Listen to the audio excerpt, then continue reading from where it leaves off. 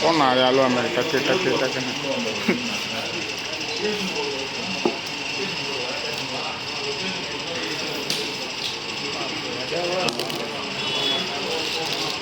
ஆனால் இது தோல் ஏற்ற தானே வேலை ஆகும். இது ரொம்ப மொட்டாகுதுங்கண்ணா. பெரிய மீன் இல்லை, பெரிய மீன் இல்லை, தோல் ஏற்ற தான்.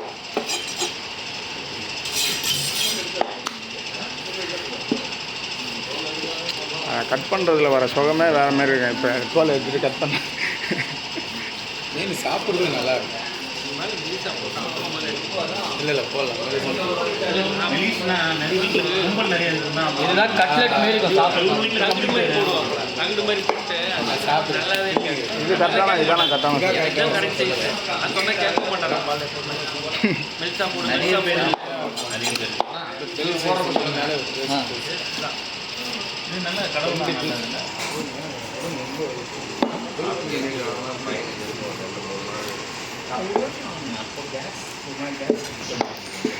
அப்படி எண்ணெய் அதிகமாக சேர்த்துருக்கோம்.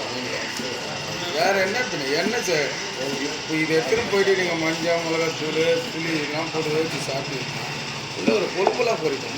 பூண்டு தட்டி போட்டு ஆமாம், இது அரைக்கும் போது இஞ்சி பூண்டும் அரைச்சிட்டு பூண்டில் வந்து நல்லா வடிவிட்டு அப்போ தான் அந்த கேஸ் நிற்காது இறங்கி. ஆமாம், இஞ்சி பூண்டு பேசி அரைச்சிடுறாங்களா, நம்ம அரைச்சி வச்சுக்கலாம். நல்லா மசாலா கூட கலந்துக்கலாம். மிளகாத்தூள் சிக்கன் மசாலா கலந்து. ஆமாம், கேஸ் நமக்கு 40 வயசு தாண்டிட்டாலே கேஸ் அதிகமாக ஆகினே இருக்கும். என்ன தான் சாப்பிட்டாலும் சரி கேஸ் ஆகிடும். ஆமாம், எல்லாமே கேஸு தான். அதுக்கு தான் நீங்கள் எது சாப்பிட்டாலும் இஞ்சி பூண்டு கலந்துக்கினே இருக்கணும். ஆமாம், அதாவது இஞ்சி டீ குடிக்கிறத லெமன் டீ குடித்தா நல்லது.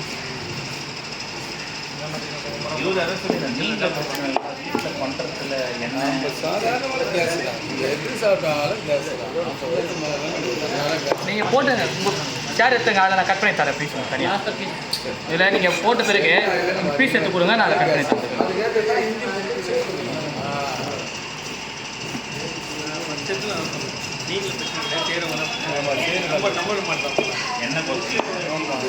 மீனை பொறுத்தவரைக்கும் கேஸே ஆகும்.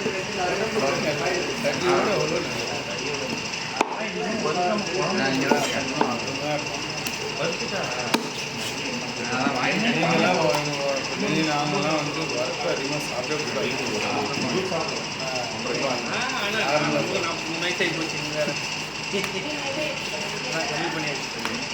வறுத்துட்டு பேசுங்க, வறுத்துட்டு எண்ணெய் நல்லா வடிகட்டி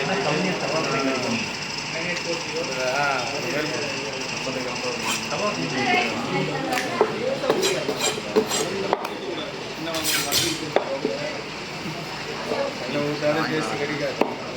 அதில் இஞ்சி பூண்டு சேர்த்தா கேஸ் ஆயிலாம்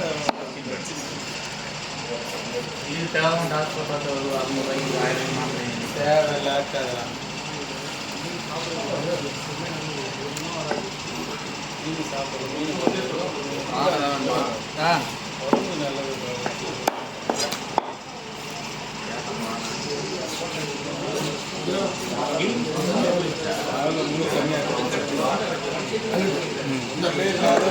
மக்கா குத்தாரணா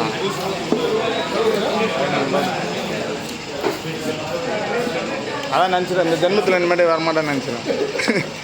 பார்த்தா